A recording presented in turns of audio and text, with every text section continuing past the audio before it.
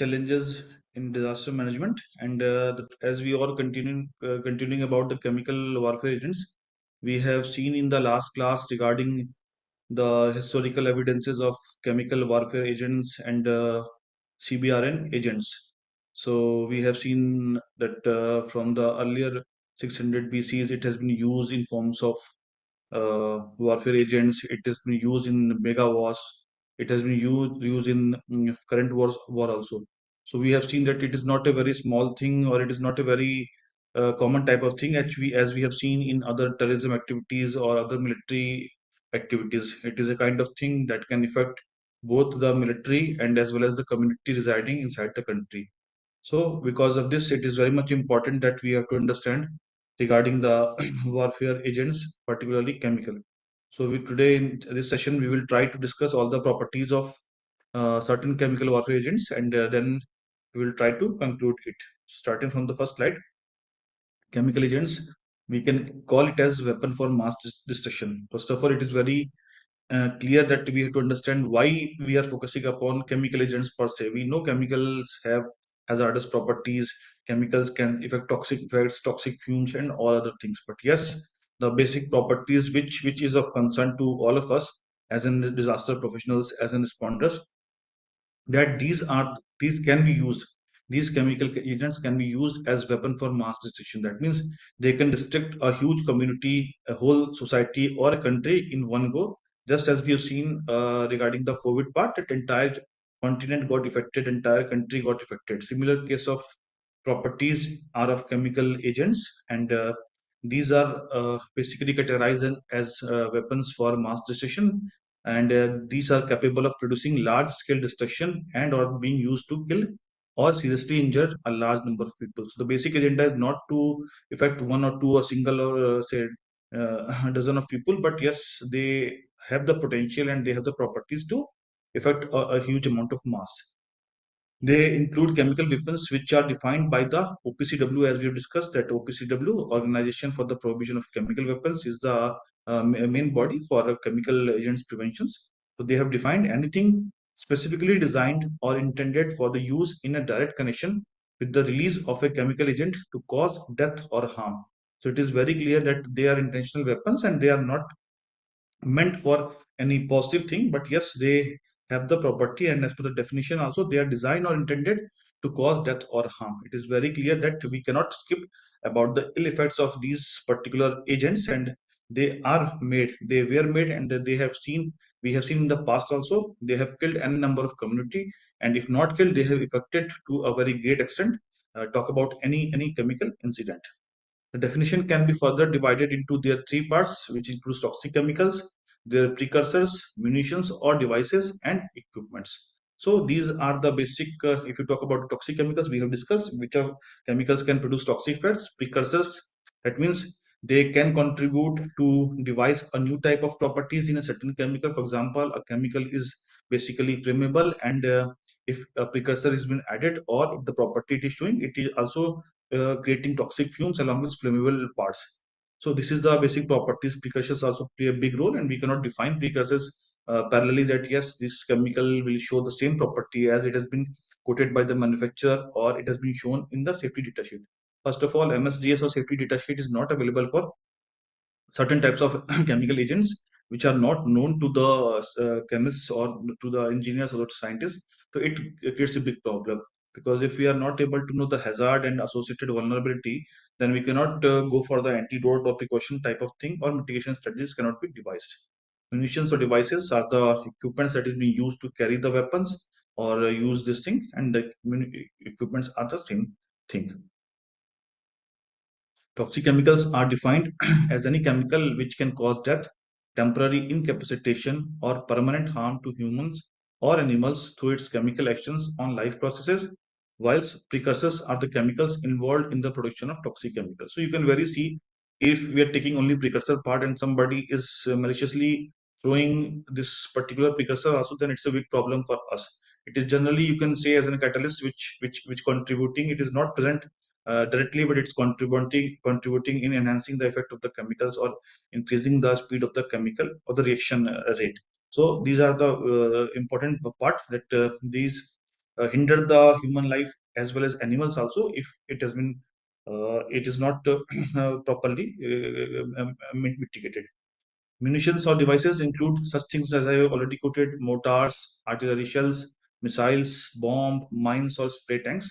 Hence, they are specifically designed to inflict harm or cause death through the release of toxic chemicals. So it is basically, if you see the figure here only, then you can easily quote that these figures are similar, and the figure I have shown here is this particular section. If you the motor type of thing, and they generally fill this material or this figure, if you can see that a person is using chemicals in a malicious way. So these are things. Finally, equipment are defined by the OPCW, refers to any equipment specifically designed for use directly in connection with the employment of munitions and devices. That means these equipments are basically utilizing the toxic chemicals, and they are uh, contributing in enhancing the impact of these chemicals. They are already used for harm or death, and these equipments finally contributing to, say, transfer, to transport or store this material. Thus, chemical agent is a term used to signify the toxic component of a chemical weapon, and can include chemical warfare agents and or toxic industrial chemicals. These agents are incorporated in injuring or incapacitating a targeted population through its physiological effects. So effects, you know very well, we have discussed also, and we will discuss in a depth also regarding the properties of each and every agents which has been classified or which can impact a lot on the human beings or say population of any country. But if you are seeing the this thing, toxic chemicals, munitions, and equipments, these three are three, say, pillars of chemical warfare agents. These three contribute together to impact on the society or community in a very large way. Whenever we see all these chemicals, first sense we will see it is very similar to the other chemicals which is being used in the production, manufacturing, or any industry. Say, for example, certain chemicals are used in paint industry. Example is for lead. They are being used. So lead per se is not a very hazardous material chemical if it is used in a confined place or used in a this thing. But yes, it has the properties to create panic, to create issues on the human health, to create allergies, to create poison. So everything is there.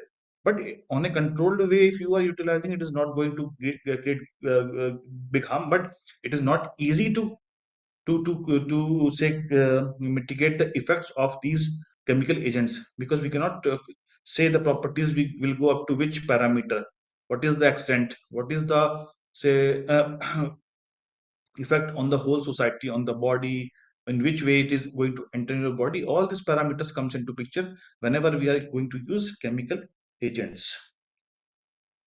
The basic characteristics of chemical agents is an important property on it as a whole. As a disaster professional, we have to think about that disaster is not that we have to go and mitigate only 1 or 2%, but yes, always we have to go and mitigate a huge society. Just take an example of a natural disaster, say earthquake. Earthquake per se is not a very big problem, but what the problem comes? Fall of buildings, fall of trees, landslides parallelly, or say because of earthquake tsunami comes. So what we have to do, we have to mobilize the entire community, or the we have to mobilize the mass, we have to fight with the mass casualties. So in that natural disaster, we know it is very tough for us to mitigate because the nature itself is doing something. But just mm, parallelly, when you talk about man-made disasters or particularly chemical agents, again they have the potential for mass casualties. That is our big issues. It is not that it will affect one people, two people, it will affect whole sum of society, and it will create big problem. Potential for loss of life, if once entered into the atmosphere, if once entered into a confined space, it will not leave anyone until unless we have some proper protective equipments. But yes, it has the potential for loss of life, including human resources, animals, as well as environment also. So you cannot say that it is only, it will affect on the human, but it will also affect complete ecosystem of society. Humans, animals, aquatic life, environment, everything will be changed, and they have the potential when enter the ambient zone. They have potential for long-term effects. As we have seen upon the Bhopal gas disaster, it was basically a toxic industrial chemical, methyl isocyanate. But till now, 84 it got affected, and till now we are facing and we are seeing the effects on the generations. We have seen a certain case of human changes, human bodies not able to the kids. and infants have affected. They are suffering from polio and different type of other disorders. Health hazards are there. So yes, it got leaked some 30 years ago, but yes, still now if somebody is going in that zone, they will got affect.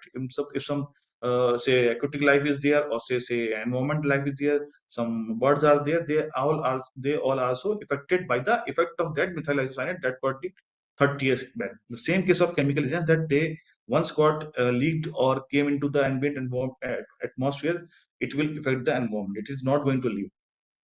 Next, creation of extremely hazardous environment. So we can see extremely hazardous. It is not only hazardous, extremely hazardous. That means it is not easy for any government, any authority to clear the environment in very easy mode. We want some specialized equipment, and it is not easy when certain amount of chemical, say, for example, got leaked in an area of 5 square kilometer. What will we do? If a chemical agent got leaked, or somebody intentionally leaked, or there is some malicious event, then what will we do? Or there is a warfare between two countries, then what is the impact if one country just attack any other countries with this particular type of agents? Then the complete environment become extremely hazardous. So nobody can take breath, nobody can eat anything, because all the route of entry of bodies are going to affect. Might be the chemical will enter your body through ingestion, in ingestion, say respiration, absorption, or anything. So we have to focus upon that part, that these chemicals again have the property of creating extremely hazardous environment, and two, for a very long time. So they have the long effects. The ones they create, it is very tough for us to mitigate. You just take example of an environmental pollution or air pollution.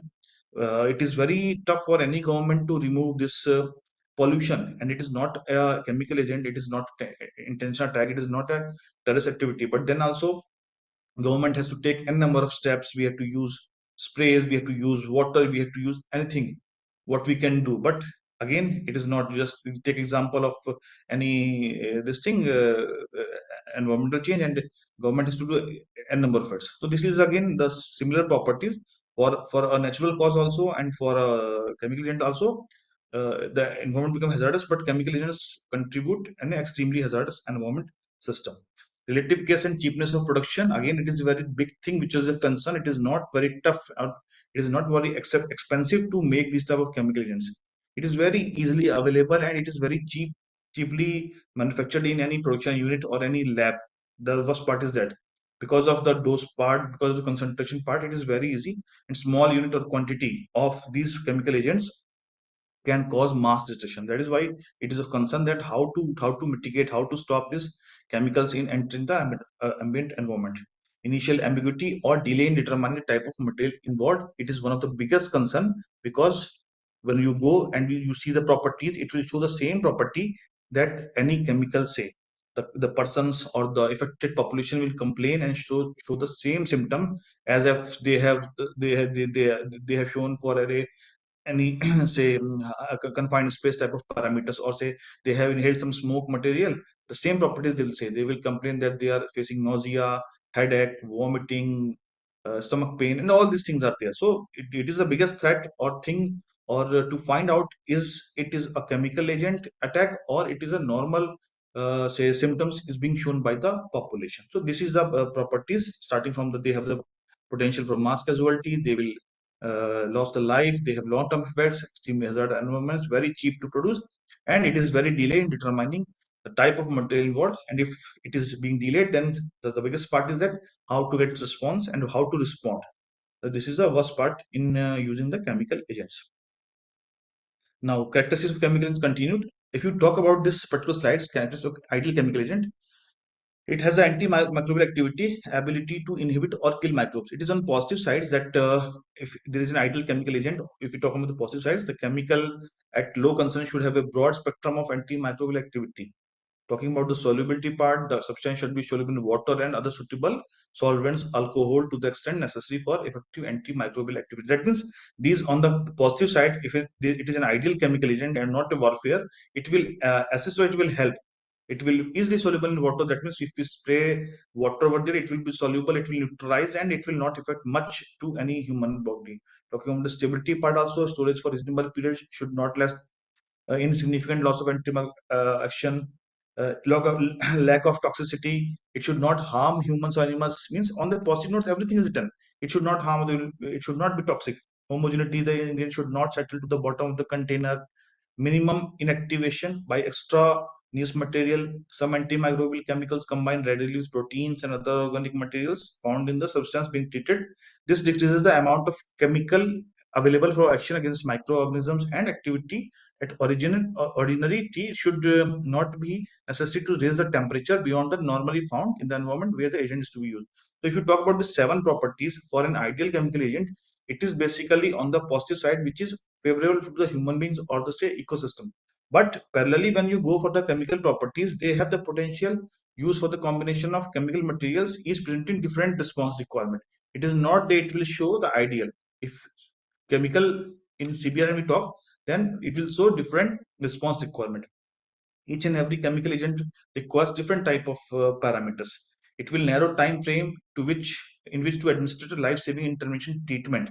It will not give you time, the golden hour response, whatever we call in 1 hour. In a disaster, we say 1 hour golden hour response. In industries, or we generally quote for 40 minutes is the response time. But in case of chemical agent, it will very narrow the time frame. It will give only you 5 minutes, 10 minutes, or in seconds, and we have to respond in that particular thing. So it basically intervene the treatment part. How will we save the life? Because time is very short.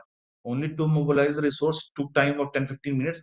And if you say you have to mobilize the resources and then go for the treatment part, it becomes very tough for any authority, any responder, any organization to do this thing. So this is the basic property of, they will narrow your time frame. They will not allow you to settle very easily. They will show their effect, and unfortunately, they will say treatment will be delayed. Need for immediate treatment for mass casualties. Now, in this case, also, when you go for the triage part, you will see that each and every victim, it's not that number of victims will show different type of triage properties. Triage, as have you recorded, the identification of the victims on the priority basis, who requires immediate attention, who require delayed attention, who requires none of the attention.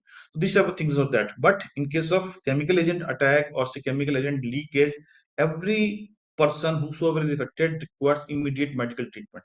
They will not say, okay, we can bifurcate. You are the first person who should be given medical treatment, you are the second, or you are the group of persons who can be neglected. Whosoever is affected by chemical agent, they requires immediate treatment.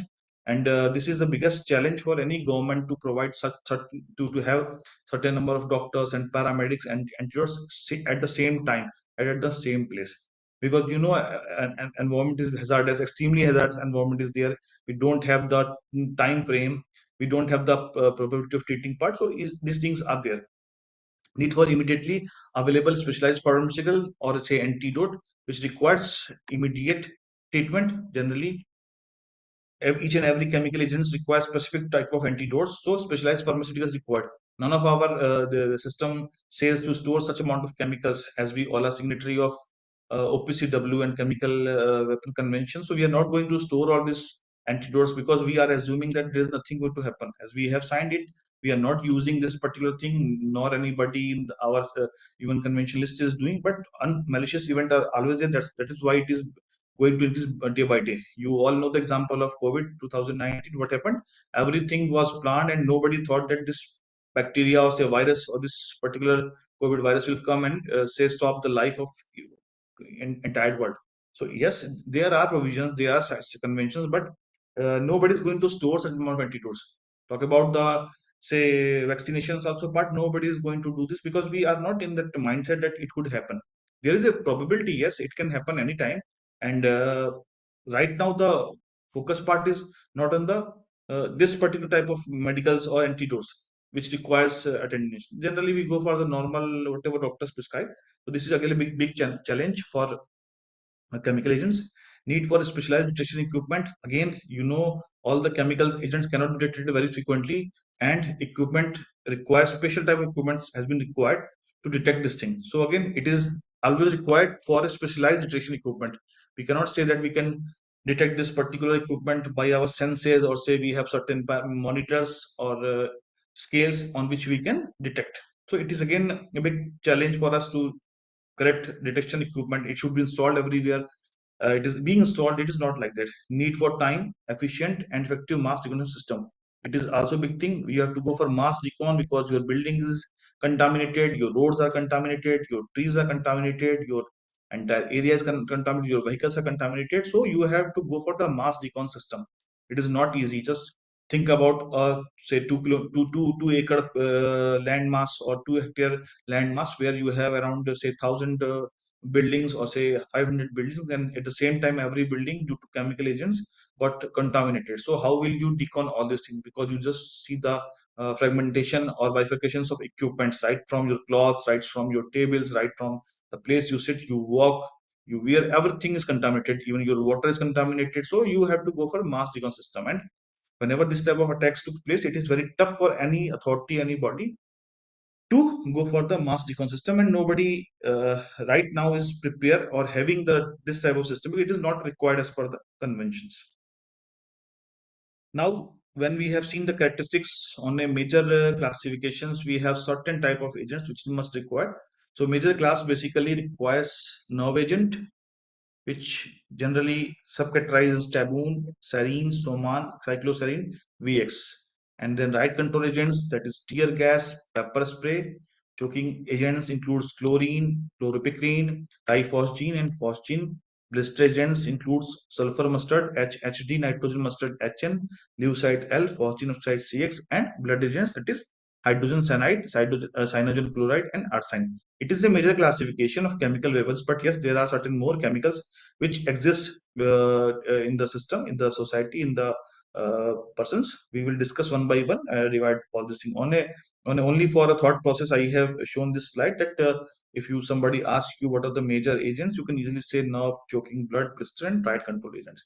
Rather, if you go for the four major parts, nerve, blood, blister, and choking are sufficient for anybody to understand. Okay, these are the chemicals, these are the agents which is being identified by the chemical weapon convention, and it is a thought process that we have to at least understood what are the properties of this particular thing, and we can devise the mitigation strategies for this particular group of agents.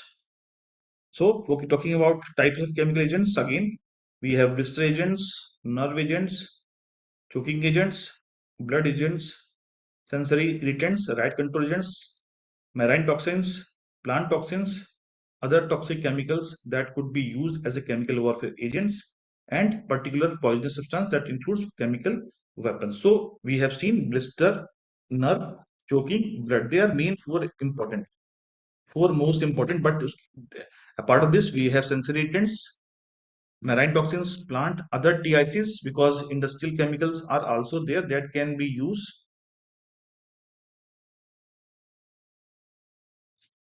and they have the same property that chemical agents, depending on the dose part, depending on the quantity part. But yes, they can be used as a chemical warfare agents. They don't have the properties. But yes, if we focus and we correlate the properties of a chemical agent and this particular of chemicals which are used in industries, they can be utilized potentially as an chemical agents and particular poisonous substance, including chemical weapons, which we'll be discussing shortly.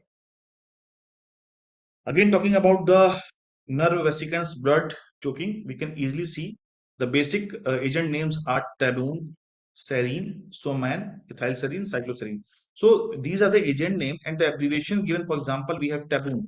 They have abbreviated these as GA, serine GB, soman GD, ethylserine GE, cycloserine GF. Then for the VX class, V they have nervins, O ethyl, S disopropyl, aminomethyl, methyl, phosphonothiolate. Similarly, for amiton, for phosphothionic acid, they have VX, VE, VG, VM. Only for the thought process part, we are quoting that these are abbreviated.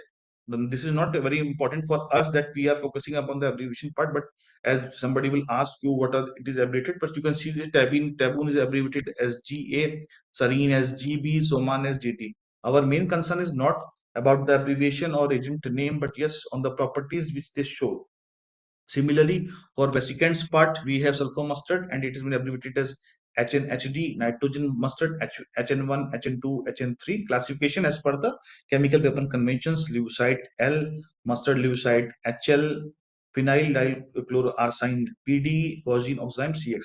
Again, it is a chemistry part, but we will not go much into that. Only focus on the top part. Again, these are the blood, which focus on the blood part.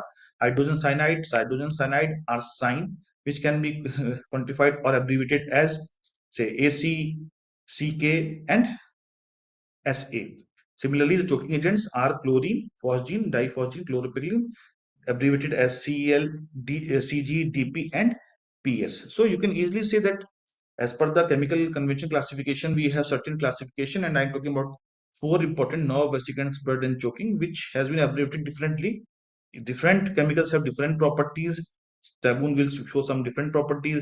Serine will say different property, but as they come into the nerve agent part, so they have abbreviated depending on the agent classification.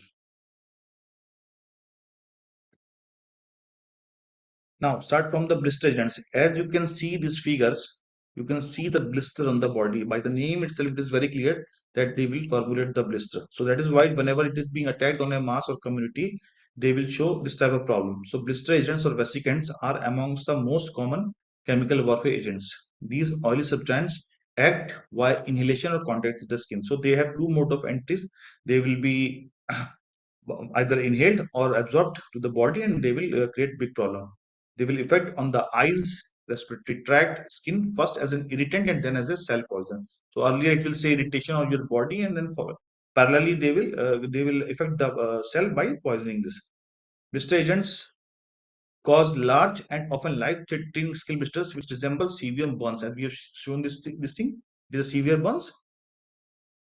Including examples are, as we have seen, sulfur mustard, H and HG, nitrogen mustards, HN1, HN2, HN3, leucite, and phosgene oxime.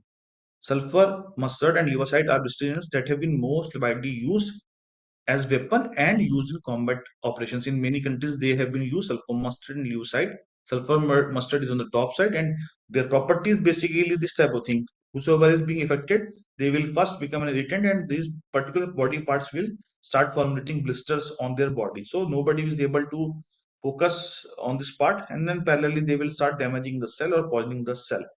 These agents produce casualties in the battlefield and force opposing troops to wear full protective equipment, thus slowing the tempo of military operations. So, whenever any part of the body, if it is got contacted, what will you say? It will say blisters. And if anybody, if the body of any say sponder or say any military personnel is being impacted, they are not able to run PP.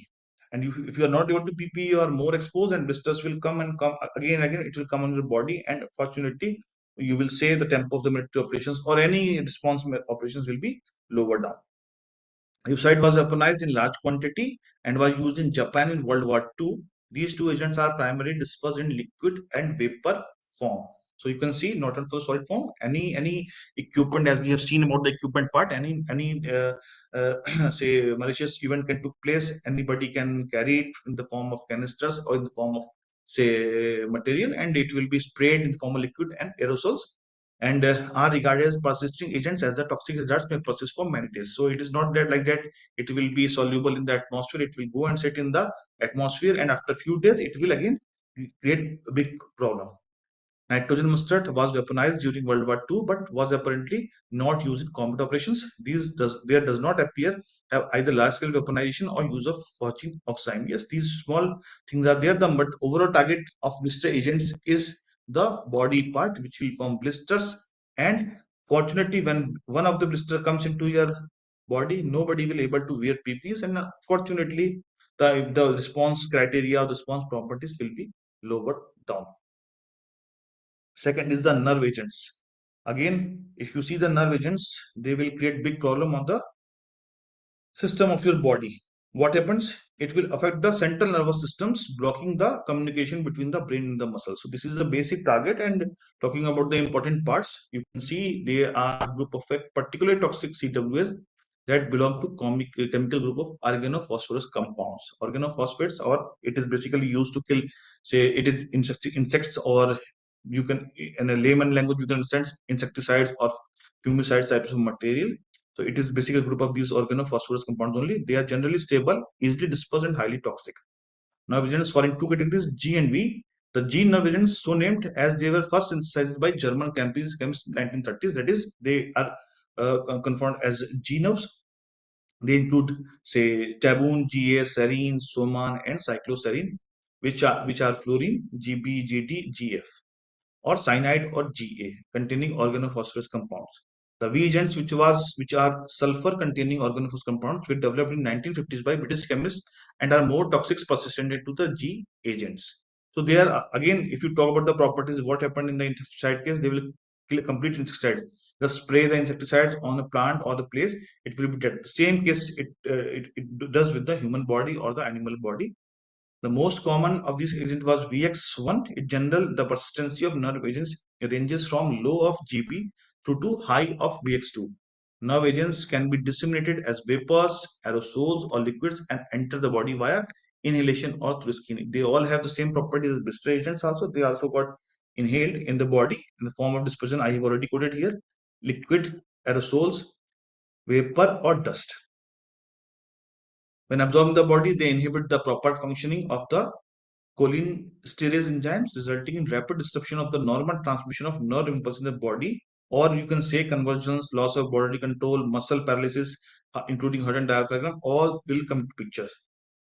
An exposed person will develop signs symptoms within seconds following the exposure, and when a sufficient dose enters the body, death may occur within minutes. The concern is this part also, that these particular group of chemicals, particularly nerve agents, serine. If you remember the last presentation, serine was used by Om Shri Anko, the Japan, in the tube, where they have tried this particular chemical as a nerve agent in the tube, and it killed around 12 people and affected around 5,000, because it is very much disseminated in the atmosphere. It is very much it has the rapid onset on the human body.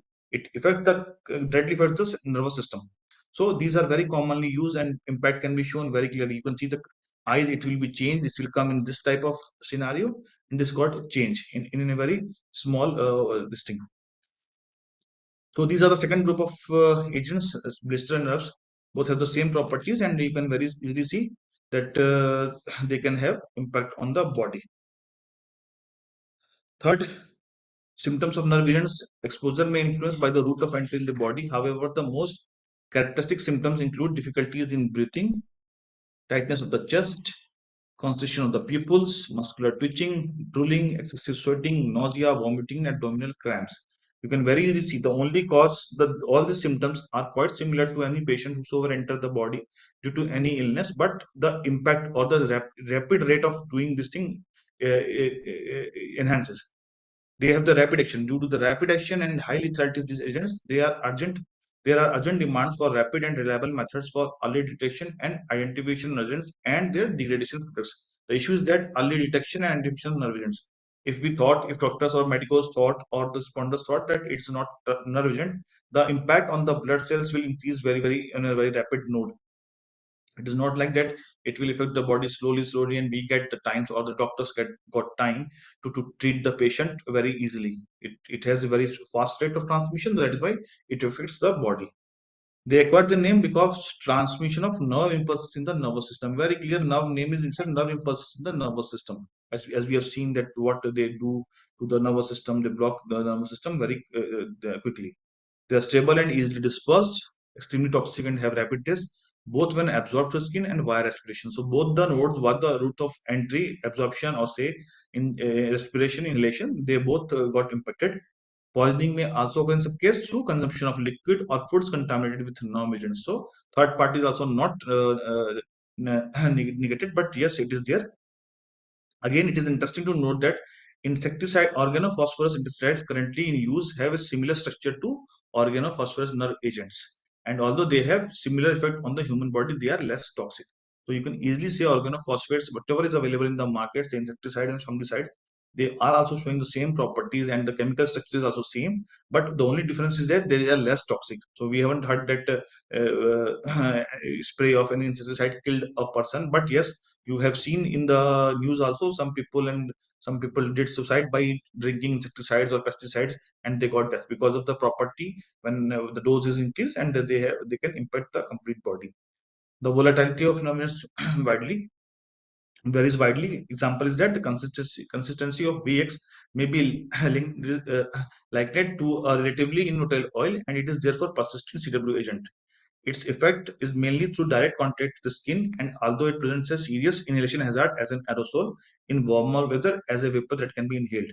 Serine, on the other hand, is a liquid with volatility comparable to water and is mainly taken up through the respiratory organs. Sarin is a particular case of chemical agent which I personally thought is a very big problematic chemical agent, and it generally enters the body through respiration tract only. The varieties of Soman, Tabun, or cyclohexylserine are between those of serine and VX. Thickness can be added to volatile CW agents, including Soman, which increases their persistence. So, if you are using serine also and add Soman, then it will become more persistent. It will be there present in the atmosphere, dispersed on the bodies of people, and it will right to the inhalation also. It will enter the body through absorption through the skin. So, you can see the properties, but overall, if you see whosoever is going to a doctor complaining the nerve agent attack does not know what actually he is focusing, because he will say sir, nausea, vomiting, abdominal cramps are there. Somebody say okay, this is a normal fever, so you have to focus on that part. But unfortunately it is a nerve agent type of attack which generally don't occur inside the country. But yes,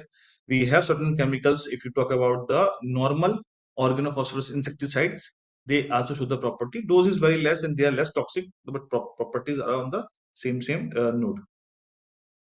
Third category is choking agents. Symptoms: coughing, choking, tightness of chest, fatigue, nausea, headache, watering eyes, breath discomfort, lung fills with fluids. So, if you see again, the properties are quite quite similar. And if you talk about the choking agents, the major categories phosgene, CG, and diphosgene DP are lethal CWAs which target the respiratory tract and lungs and are designed to cause death to an exposed individual. It is not as as hazardous as a nerve agent or blister agent, but yes, again, it will choke your this thing, not able to properly inhale. Upon inhalation, these agents cause the respiratory tract to become irritated and membranes to swell. So, the proper oxygen or the proper what O2 level you want will not be achieved. This swelling triggers the segregation of copious amount of fluid, which causes excessive coughing, and the body tries to clear the airways. So the people who serve as the victim start coughing very rapidly, very high on high note, and try to clear. But it is not easy for these to clarify. Despite the coughing, the lungs may fill with fluid, causing the victim to choke, which literally drowning their own body fluid. The same case which happened with methyl isocyanate in case of Bhopal gas disaster. So lungs may fill with the fluid, causing the victim to choke, and immediately the effect of choking agent may be immediate or delayed depending upon the exposure concentration. Further, when the dosage is high enough, death will occur. Not immediate as the nerve agent or blister agent are showing, but yes, in a after some time span, it will again show the same thing. Examples: chlorine, phosgene, diphosgene, chloripyrine. You must not have heard about the phosgene or diphosgene chloripyrine part, but chlorine is a common chemical used in the chemical industries or manufacturing industries. It is very chemical, and we use chlorine for n number of things. To just correlate with this chlorine part, it is not a chemical agent per se, but yes, it has the property of choking, so it can be utilized by any say person who is who wants who is going to do some malicious event. So he can use chlorine, and the properties of choking can be very much seen.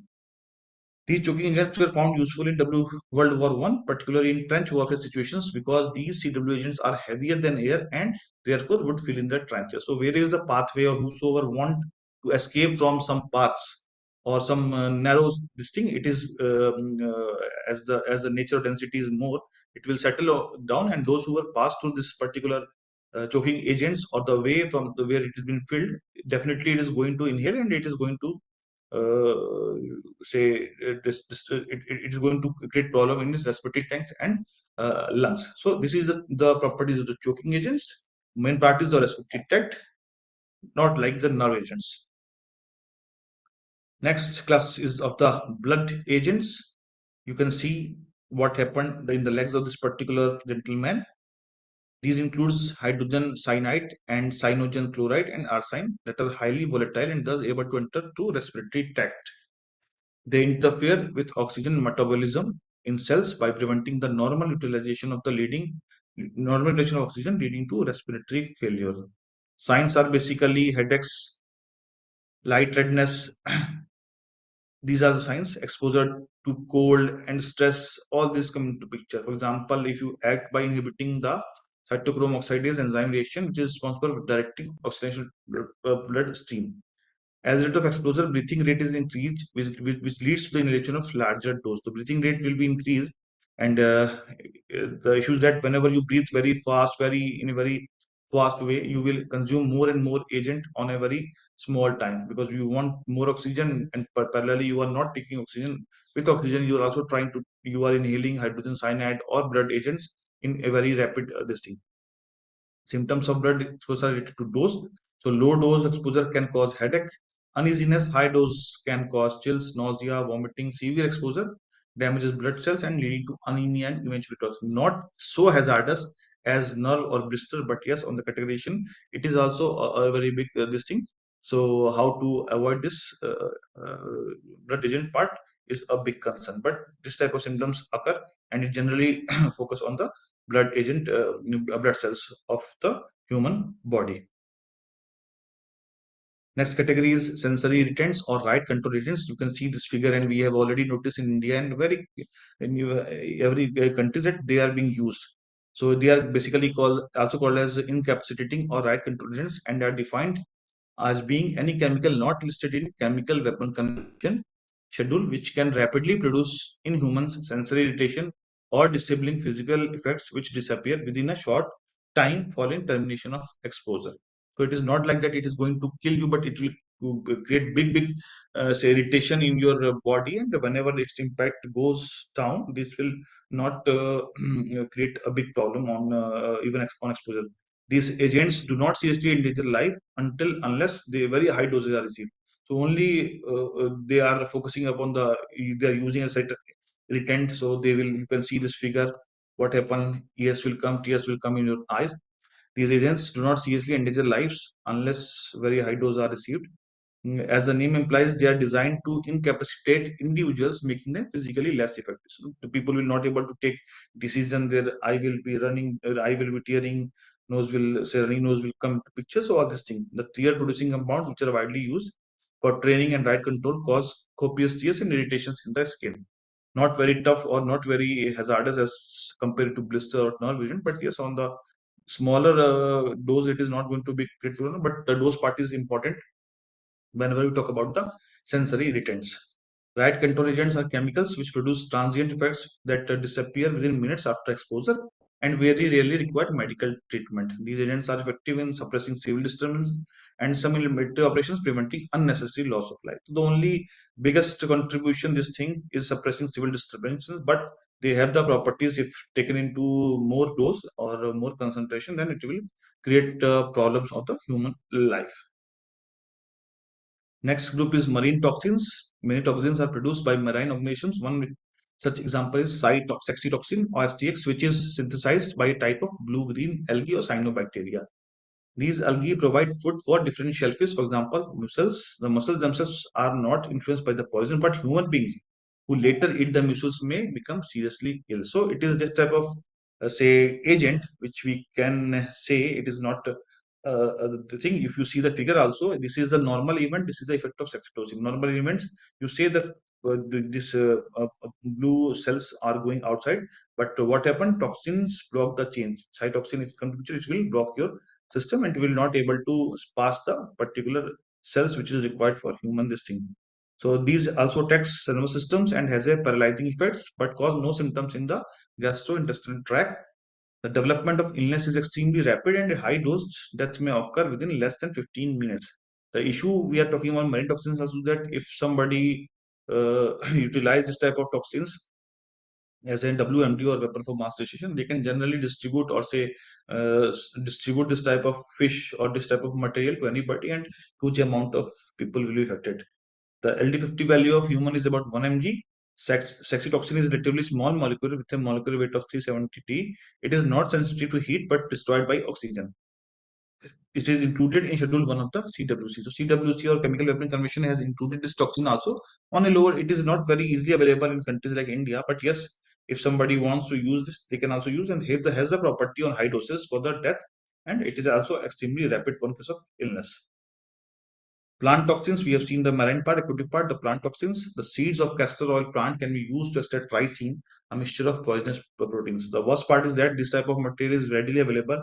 And if you can see nearby premises also, you can see this type of rising material is available. You go to any, say, forest area, you will get, or even in the urban areas, you will see the castor oil plant anywhere. So these plants are available and can be used to extract lysine. It is basically a mixture of poisonous proteins. One of these has also been produced by Escherichia coli bacteria or E. coli bacteria, to which the lysine gene has been transferred.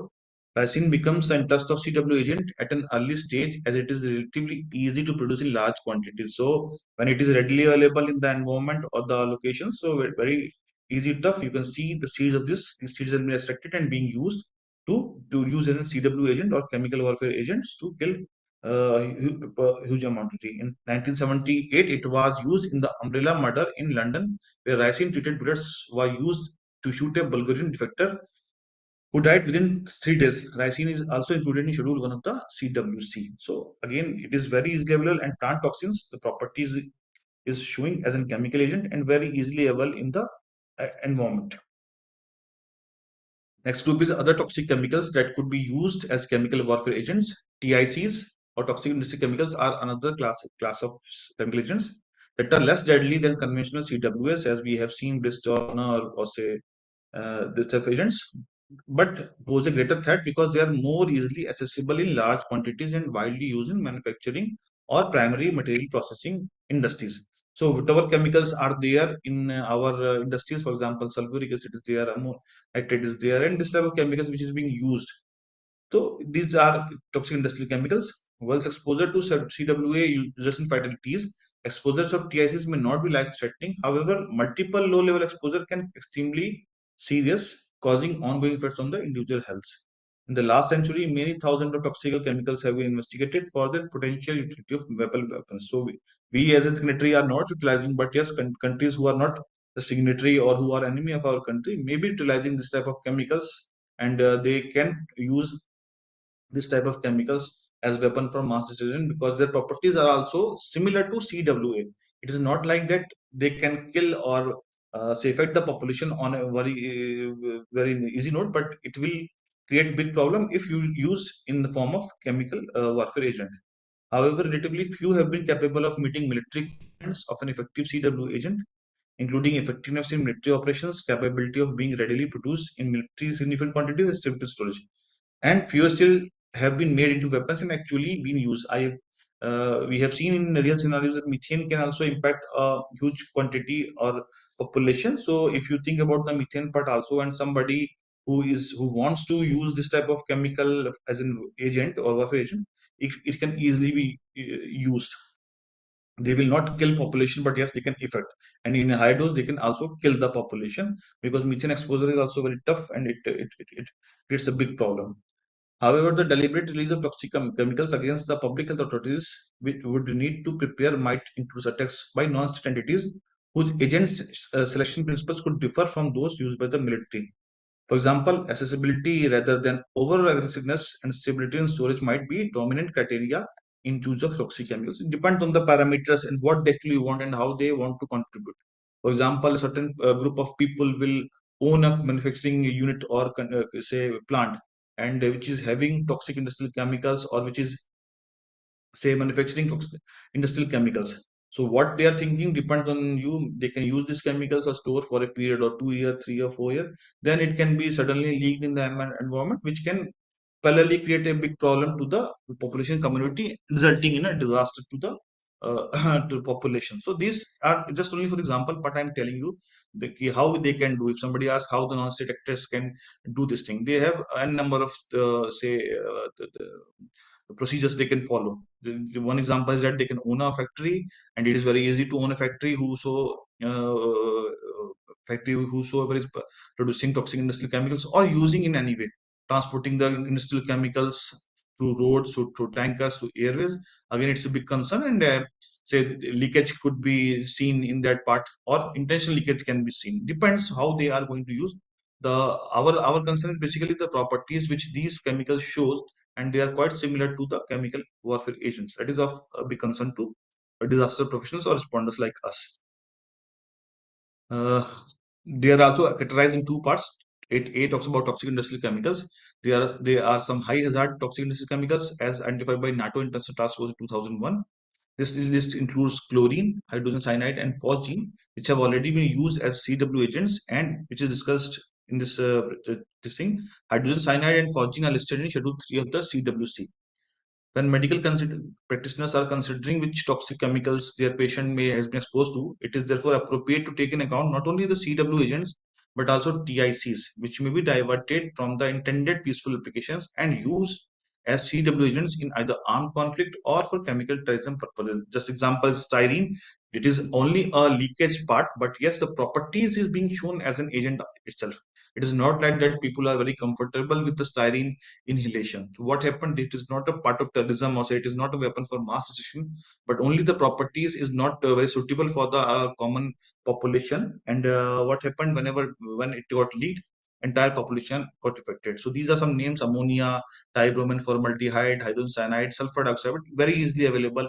Sulfuric acid, chlorine, hydrogen chloride, hydrogen sulfide. These all are very easily available, and it is being used in the industries. Only what I want to communicate is that properties are quite similar to the agents part, and whenever it got leaked or affected to the community or population, they will have the same repercussions as it is being shown by the chemical agents or say chemical warfare agents. But yes, they are readily available and we are using on a positive note. It can be used for a malicious event. And other part of toxic chemicals includes pharmaceutical based chemicals. It is being produced on a very large this thing. In addition to TICs, a number of other toxic chemicals have the potential to use the CW agents. Such toxic agents include PFIB, perfluoroisobutane, central nervous system acting agents, including BZ, opiate, and bioregulators. So opiates is a very this thing, and this is very commonly used. Talking about first PFIB or perfluoroisobutene, it is basically a rapid lung acting irritant that damages the air barrier of the lungs and cause edema. It is again a colorless, odorless gas at more temperature and easily liquefied. The issue with our concern is that as a responder, if you somebody says what is the gas or chemical got leaked, then if you say it is a colorless, odorless gas, it is very tough to any responder or any response organizations to cross check or cross verify which type of chemical it is or what is the properties, because again you are telling it is a colorless or odorless gas.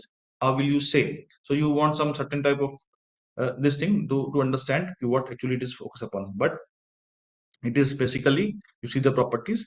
It is a byproduct of the manufacturing of Teflon and is formed when this type of polymer or related say polymer are heated to temperatures that cause thermal decomposition. So if you can see, people like me and you are understanding and seeing, okay, this type of chemical by producing by this type of particular properties. So whosoever wants to use it on a negative note, then he can very easily understand the properties.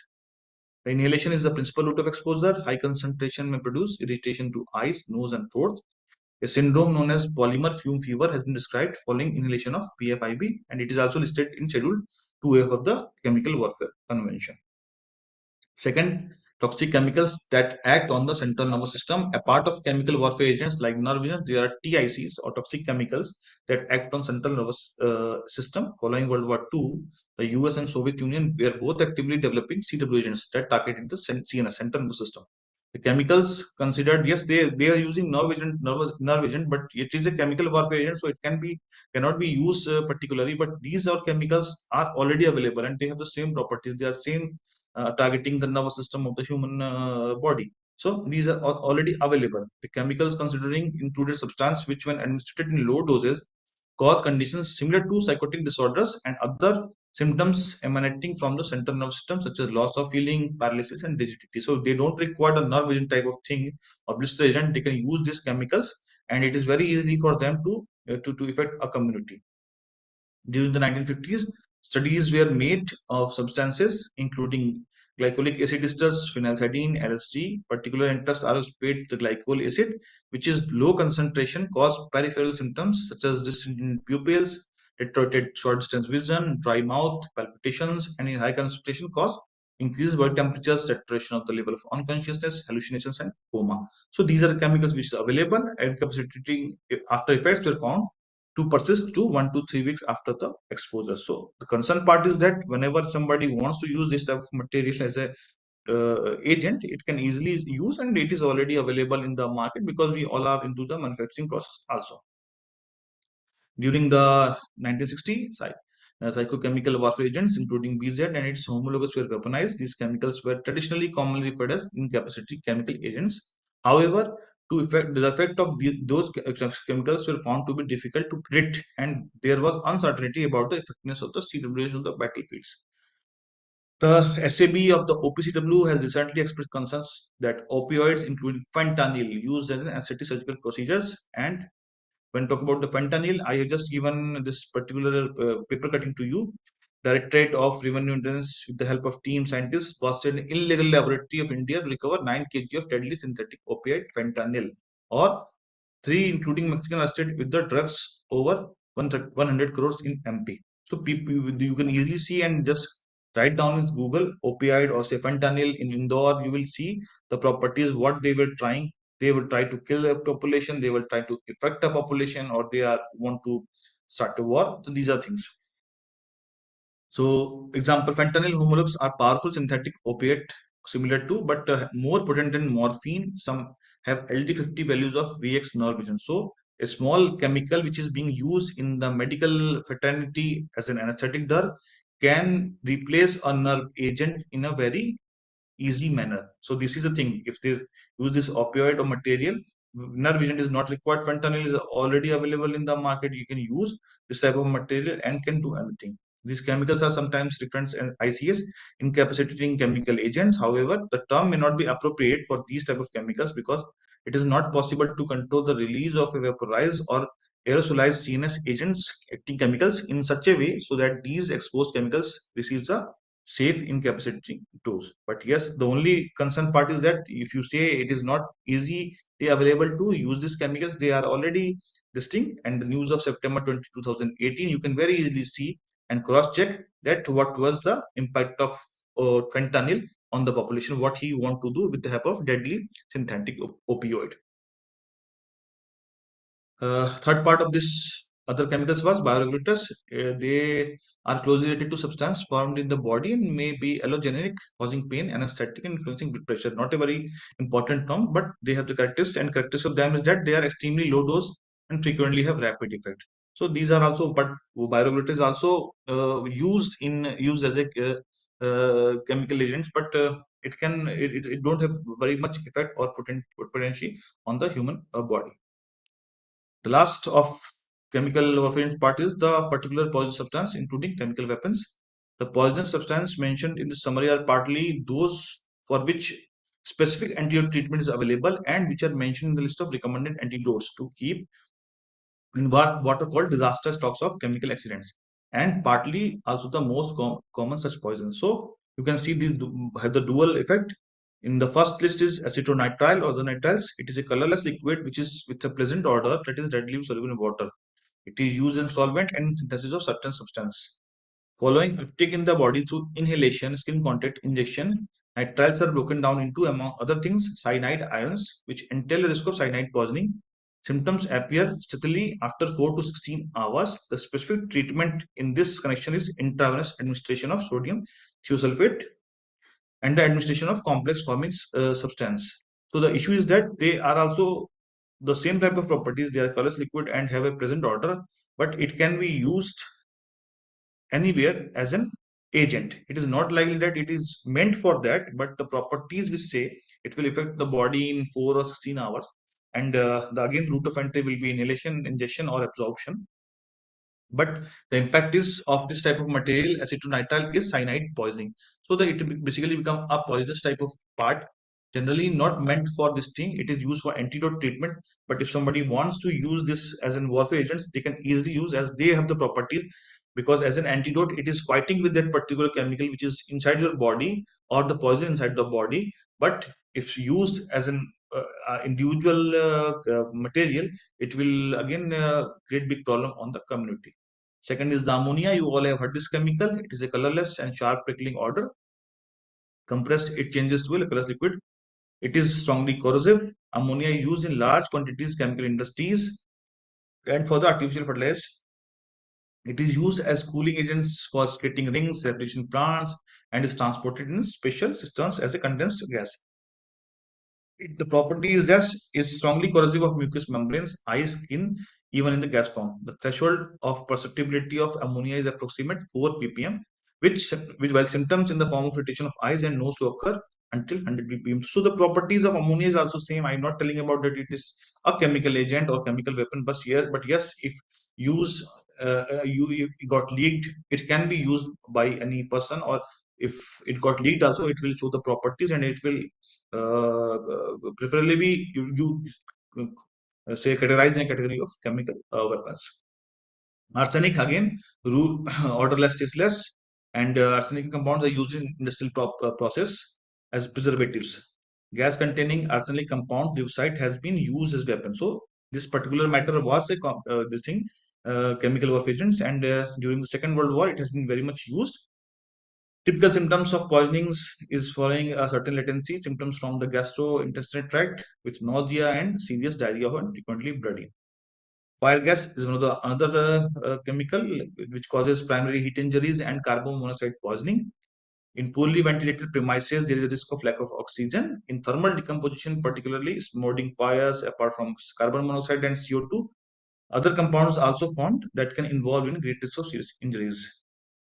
Upholstery, for example, often contain polyurethane, which is very much used in which in a fire can release hydrogen cyanide, which can also be formed in smoldering fires in other materials.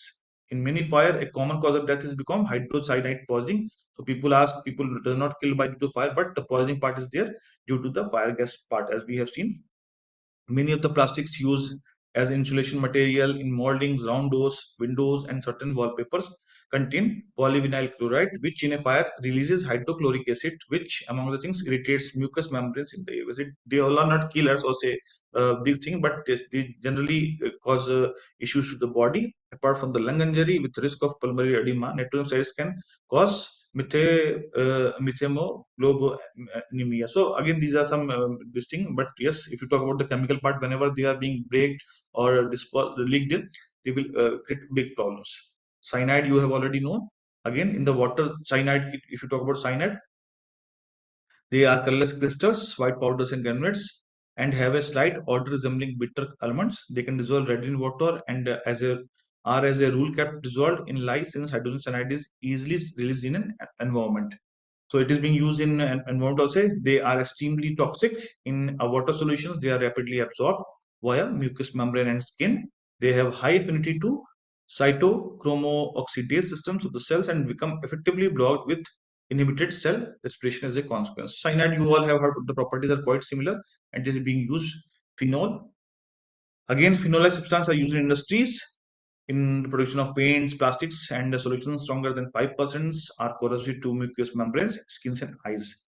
Again, inhalation of phenol fumes entails a risk that of falling inhalation of return gas with a risk of toxic pulmonary edema, which is being shown by the chemical agents. But yes, if we can say they all are easily available in the market for the industrial manufacturing processes or in the industries, they have the properties similarly. They can affect liver, kidney damage, and different type of poisoning also.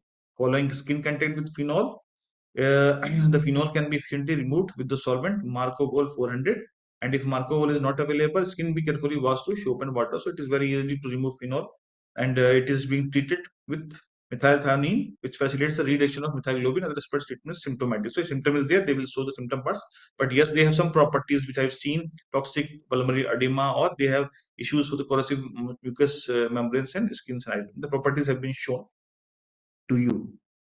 Then hydrofluoric acid, phosphorus, and chlorine. Again, hydrofluoric, if you talk about hydrofluoric, it is used, for example, production of printed circuit boards as a rust remover and cleaning substance. It is strongly corrosive in all forms, including gas. Fluoride ions have high affinity with calcium and can penetrate apparent skins. They can cause serious deep issues, tissue injuries, and it is intensely painful. Similarly, phosphorus, it is harmful. Yellow or white phosphorus is a solid that is not spontaneous in air and gives burn injuries. Is also observed by skin and cause liver injury. So you can see these phosphorus, hydrofluoric acid, and chlorine. They all are this type of things. Chlorine particularly is a strong irritant and mucous margin irritant on mucous membrane and eyes and high concentration also on the skin. So if somebody inhale, there is a risk of toxic pulmonary edema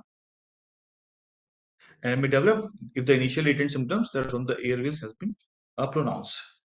Carbon monoxide, mercury, nitrites, they all have some properties. Only the part which I want to show here that these are chemicals available in the market we are using. They somebody have kidney damage. Carbon monoxide can issue and affect the cell respirations. Nitrites can again impact on the fall in blood pressure. All these things are there, and they all have similar properties as a chemical warfare, but they are not categorized as a CWA, but readily available. And we can see the poisoning part also. For example, mercury poisoning can arise after injection of mercury compounds. Skin absorption may cause injured is exposed. Nitrobenzene, nitroxanes, and the last part is organophosphates are used pesticides, but can occur also as a chemical weapons. They are also used for fireproofing. Some organophosphates are relatively non-toxic but become toxic following metabolization in the liver. The compounds act by inhibiting and enlarging choline-sterase enzymes in the body. Poisoning is the result of surplus acetylcholine in the nerve endings. Now, the last part of the topic today is chemical agent and agent volatility and toxicity is an important parameter which generally impacts on the chemical agent part. How volatile is the chemical? What is the toxicity? So, effectiveness of a deployed chemical agent is generally dictated by the volatility and toxicity. If it is these two terms are not present, then it is not like that we can focus on the chemical agent part. Without these two terms, it is not a chemical agent. Again, what is volatility? It is a measure of substance ability to become vapor at relatively low temperatures. This is the first part. It should become vapor. Just imagine the thing, a chemical vapor should be there at low temperatures, and toxicity is the measure of the degree to which a substance is toxic or poisonous and is usually measured by the effects on the target or target population. So these two terms, volatility, how volatile a chemical, how toxic means at which temperature or low temperature can it become a vapor, and what is the effect of target population. So therefore, when dealing with the chemical agent detector effectiveness for deployment, the volatility and toxicity of the agents are need to be carefully considered. Furthermore, the way in which agent behaves and subsequently the requirement of the detectors are directly influenced by the physical and chemical properties of the agent. So it is interrelated with two certain properties. Example is that volatile and not persistent chemical agents have a higher respiratory toxicity than those who are less volatile, and therefore detectors with very low detection limits will be required. So you can very easily see if there is a volatile and non persistent CWS, we can what type of detectors we have to use. As a result of each agent will be detected by the properties and specific hazards associated with it. Toxicity of chemicals can be expressed in terms of immediate danger to life and health, that is IDLH, lethal dose, LD50, lethal concentration, LC50, TTZ, encapsulated TT concentrations, ICT, recommended exposure limit, REL, permissible exposure limit, PN, and acceptable exposure limit, AEL. So all these terminals are already mentioned. Scientists and researchers have quoted that this particular group of chemicals should have this type of lethal dose. The permissible exposure limit is this, AEL this. So everything is already listed and they are highlighted in the documents provided to the government. So only thing is that beyond that permissible limit, beyond that exposure limit, if a chemical goes in the ambient environment, then the impact is there. If it is inside the permissible limit, or what is the IDLH of this particular chemical, if we know the values, then it is very easy for any responder or organization to tackle or take care of the chemical agents. So this is what we have written of volatility and toxicity of CS, nerve agents, blister, blood. So how should be volatile? It is basically the unit is milligram per meter cube at 20 degrees centigrade. IDLH is taken as ppm, 10 to power minus 6, LC50. It is milligram minute per meter cube, and ICT is milligram minute per meter cube. So we have given the properties whenever any say respond agencies or agencies who should go in the ambient environment, they have to correlate with the reference. What is the what is the amount what amount is present in the ambient atmosphere. In that case, they cross check the agent if it is a nerve agent, blister, or blood agent with the help of, as we've seen, spectrometers and all the for analysis, and all these things are there. In this case, we correlate with the data. How volatile is the material? What is the IDLH? What is the lethal concentration? What is the ICTs? And all these things are taken care for. With this exploratory, we have written here for respiratory exposure, the value of SG at 8 hour with time weighted average, since no ideas will be identified. And this is a terminology we see. Overall thing which we have to focus upon is the properties. Whenever we go as in responder or say decon type of mechanism, then we go for the cross check the data with two this thing. It is already tested, listed. This amount is quite reasonable. In this case, we will not affect the community or population. Beyond this, it will create a big problem. Persistent is a term which is, I'm talking about persistence, is a term used in chemistry to describe chemicals that are resistant to degradation in the environment. So chemicals that are persistent have degradation half-lives of 6 months or more. nor persistent chemicals tends to affect humans, cause poisonings within a few hours after contact. Only they degenerate, they no longer pose a toxic threat. Persistent chemicals, on the other hand, tends to reveal their hazardous effects over long term. So whatever chemicals, if somebody says the chemicals or CW agent is a persistent chemical, the issue is that they reveal their hazardous effect over a long term. It will not go from that particular zone or region, just like methyl isocyanate, and it is there only. The rate of chemical reaction is the change in concentration of reactant or product per unit of time. So this is also a big part. Similar like the diffusion, you all have heard about this diffusion effect, or I will try to tell you that if somebody is using a perfume in one corner of the room, after a few seconds, the person standing or sitting in other corner will also able to smell. Okay, you have used certain type of perfume. What is the effect? It is basically changing concentration with respect to time.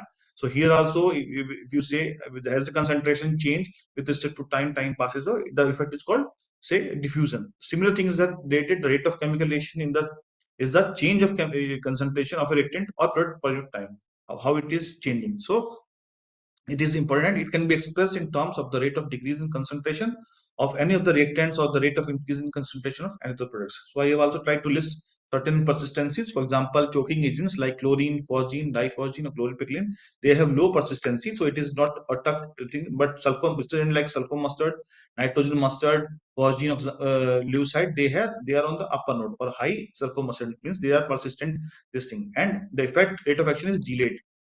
Similarly, the blood agents, hydrogen cyanide, cyanogen chloride, they are low persistent, but nerve agents like tamoon is high and VX is very high. So you can see, depending on the bifurcations, some chemicals or some chemical W agents are persistent, so they will remain in the ambient environment for a long time.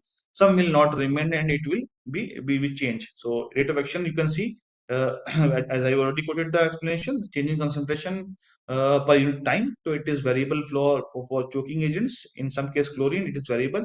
Phosgene, diphosgene, chloripectin is delayed. Blister agents, in case 2, 3 are delayed, but some are immediate, which is of concern that it will change immediately. And if you say the nerve agents, it is of big concern because all are very rapid or rapid.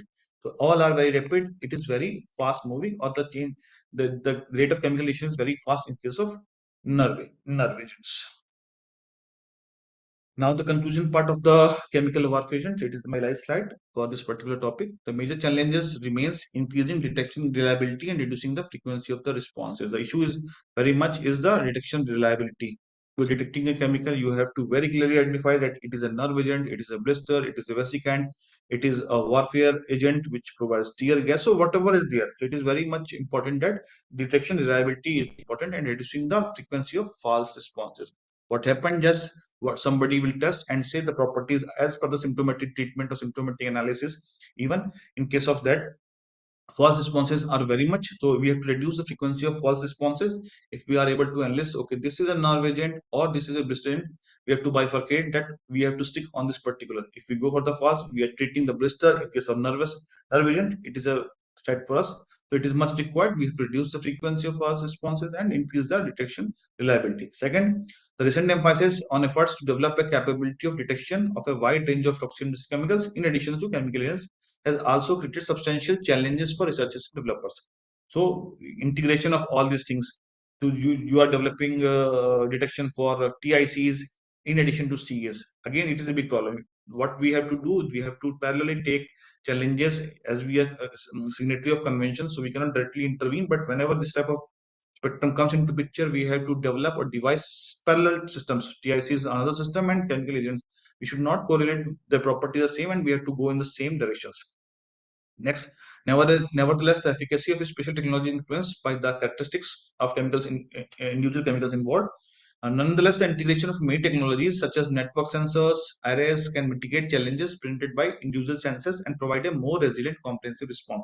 So this is right now focusing upon that individual sensor has been used. If you talk about the network part also, it is very tough to provide a network. So we can say this type of issues can be taken care of. Enhancement to chemical detectors must continue to fulfill the sensitivities required for real-time safeguarding for of the general populace, while simultaneously addressing the issues of elevated false alarm rates. To more time, real-time safeguarding is required, and addressing of issues related to elevated farm sites. Furthermore, detections need to be sensitive through enough to detect agent concentrations at or below high level risk, specific enough to provide acceptable false alarm rates, and prompt enough to enable effective use. The concern is that sometimes the alarm is that there is attack of or leakage of toxic industrial chemicals which will cause say a death of say in a population. In that case also the panic situation comes in picture. It is very clear that it, as we are talking about IDLH or ICT LD50, it should be clearly monitored and told to the population, okay, that this is the LD50 and beyond this we are not going to face any issues. So it should be very clear. Detectors with significantly improved specificity and sensitivity beyond currently available devices will assist in assessing the extent of contamination for effective evacuation and determining when a site is safe to return for normal functions. So, extent of contamination is also required. What is the extent of contamination for effective equation? It's not like that the ambient atmosphere is okay and wind is flowing, and we know after a few minutes or few days it will be clear. But these all things are very clear, and how to say as per the priority 4 bring back better is much required so that we can return to the normal functions after any particular chemical event or events. The existing detection capability is very constrained, thus necessitating additional study on the advancement of technologies that aim to construct enhanced detectors capable of providing precise adverse warning of a chemical agent release. So this is a very much important, as we know that AI and all these are coming into picture. We have to focus on this part also, that we have to enable with such type of detectors which can give us real time monitoring, and in any part of the country if this type of thing coming to picture, it should be communicated with responders in a quite timely manner, so that mitigation response or response agencies can be activated and we can go for these things. So with this, I think it is completed, and thank you all for listening to me. I think I am open for questions now from your side.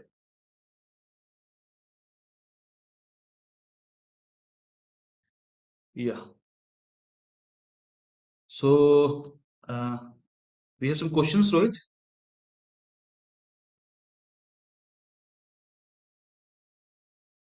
Rohit, are you there? No, sir. No, sir. No questions sir, on YouTube. Okay. So I think there is no, if there is no question, yeah, I can also see the chat box. There is no questions. So with this, we are concluding the first session of chemical warfare agents. And if any question you want to ask to chemical warfare agents on the properties or this type of thing, you can mail to HBNI, and we are here to support you, and we will try to give you justified answers. But as the subject is very, very different as per the natural disasters, we have to focus and respond sometime individually also in other node also. So it is big thing if you uh, go and recheck in the Google and whatever you want on the way, but to focus on this part, that man-made disasters, particularly chemical incidents, are quite tough to tackle or to care.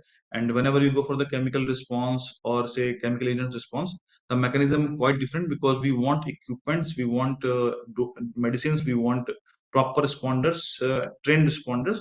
So all these things, detection and all these things are very much required.